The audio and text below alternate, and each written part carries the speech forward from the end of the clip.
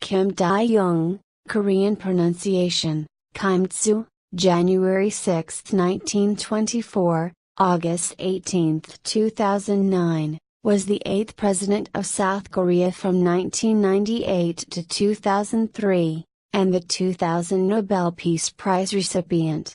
He was sometimes referred to as the Nelson Mandela of Asia.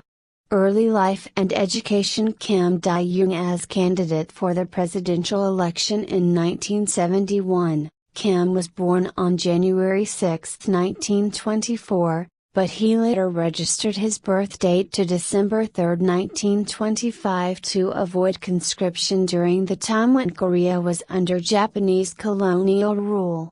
Kim was the second of 7 children to middle-class farmers. Kim was born in Sinan in what was then the Jeolla province. The city is now in Jeollanam-do. Kim's family had moved to the nearby port city of Mokpo so that he could finish high school. Kim graduated from Mokpo Commercial High School in 1943 at the top of the class. After working as a clerk for a Japanese-owned shipping company during the Imperial Japanese occupation of Korea, he became its owner and became very rich. Kim escaped communist capture during the Korean War. Kim first entered politics in 1954 during the administration of Korea's first president, Syngman Rhee. Although he was elected as a representative for the National Assembly in 1961, a military coup led by Park Chung-hee, who later assumed dictatorial powers, voided the elections. 4. He was able to win a seat in the House in the subsequent elections in 1963 and 1967 and went on to become an eminent opposition leader. As such, he was the natural opposition candidate for the country's presidential election in 1971. He nearly defeated Park, despite several handicaps on his candidacy which were imposed by the ruling regime. A very talented orator, Kim could command unwavering loyalty among his supporters. His staunchest support came from the Jeolla region, where he reliably garnered upwards of 95% of the popular vote, a record that has remained unsurpassed in South Korean politics.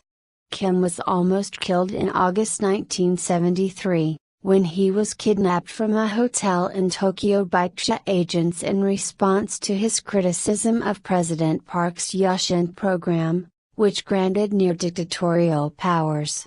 Years later, Kim reflected on these events during his 2000 Nobel Peace Prize lecture, "I have lived, and continue to live, in the belief that God is always with me. I know this from experience."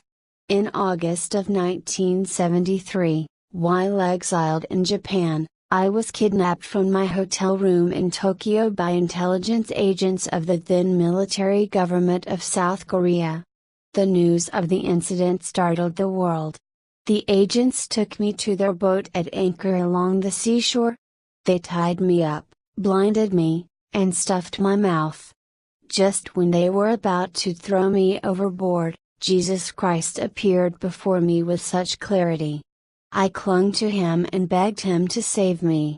At that very moment, an airplane came down from the sky to rescue me from the moment of death.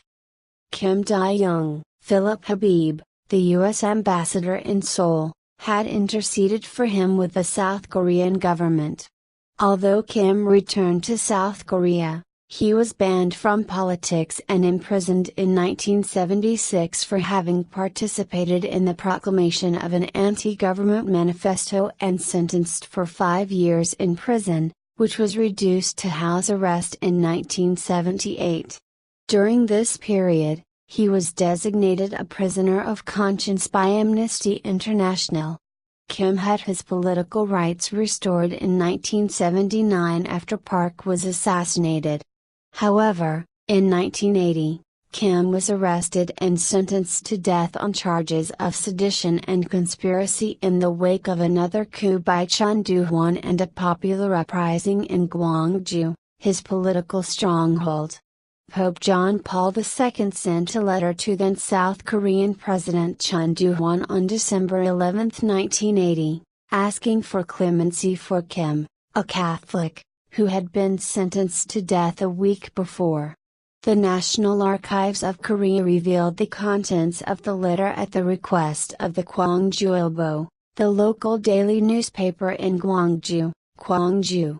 With the intervention of the United States government, the sentence was commuted to 20 years in prison and later he was given exile in the U.S. Kim temporarily settled in Boston and taught at Harvard University as a visiting professor to the Center for International Affairs. During his period abroad, he authored a number of opinion pieces in leading Western newspapers that were sharply critical of the South Korean government. On March 30, 1983, Kim presented a speech on human rights and democracy at Emory University in Atlanta, Georgia and accepted an honorary Doctor of Laws degree by the institution. 2 years later, in 1985, he returned to his homeland.